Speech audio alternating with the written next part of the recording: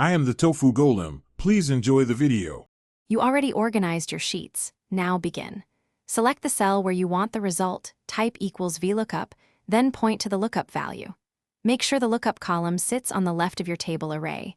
This is required because Vlookup searches rightward.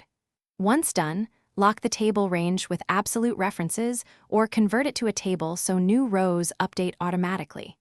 Use false for exact matches to avoid fuzzy matches. This prevents wrong returns when items are unsorted. Continue by specifying the table array and the column index. You can hard-code a number, but for flexibility use match to find the column position dynamically. This makes the formula resilient to column reordering.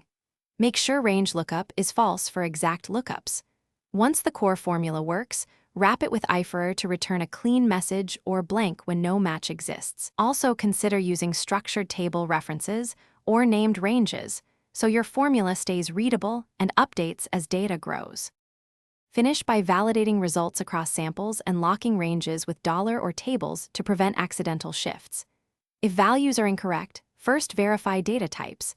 Numbers stored as text will never match numbers, so convert or use value.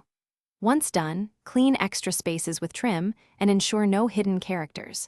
If Vlookup still fails, try match to confirm the lookup value exists or use index/match as an alternative for left lookups. One quick troubleshooting tip.